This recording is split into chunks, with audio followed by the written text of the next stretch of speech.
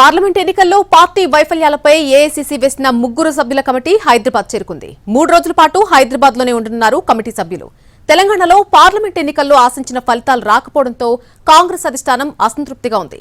ఎన్నికల్లో జరిగిన వైఫల్యాలపై నిగ్గు తేల్చేందుకు ముగ్గురు సభ్యులతో కమిటీ వేసింది.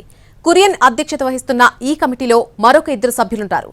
ఈ కమిటీ పార్టీ వైఫల్యాలు, నాయకుల సమన్వయ లోపం వంటి అంశాలపై ఆరా తీసి అధిష్టానానికి నివేదిక ఇవ్వనుంది. ఇందుకోసం 3 రోజుల పాటు తెలంగాణలో పర్యటిస్తోంది కమిటీ.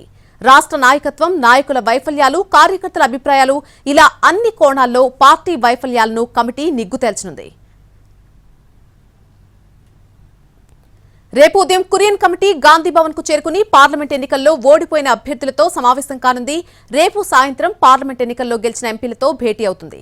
మొదటి రోజున పోటీ చేసిన అభ్యర్థుల గెలుపోటములకు సంబంధించిన కారణాలపై అభిప్రాయాలను సేకరిస్తుంది కమిటీ. ఇక ఎల్లుండి నియోజకవర్గ ఇన్ఛార్జీలు, పార్టీ ఎమ్మెల్యేలు, సీనియర్ నాయకులతో సమావేశమవుతుంది. వారందరి అభిప్రాయాలను తీసుకోవడంతో పాటు ఓడిపోయిన నియోజకవర్గంలో ఎమ్మెల్యేల పనితీరు, ఓటమికి గల కారణాలను తెలుసుకోనుంది. ఆ తర్వాత శనివారం పార్లమెంటు నియోజకవర్గంలో పార్టీ పరిస్థితి, కార్యకర్తల అభిప్రాయాలను సేకరిస్తుంది.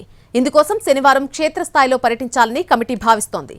క్షేత్రస్థాయిలో పర్యటన ముగిసిన తర్వాత సీఎం రేవంత్ రెడ్డితో కూడా సమావేశం కానుంది కురియన్ కమిటీ. 3 రోజుల పర్యటన తర్వాత ఏఐసీసీకి ప్రాథమిక నివేదిక ఇవ్వనుంది.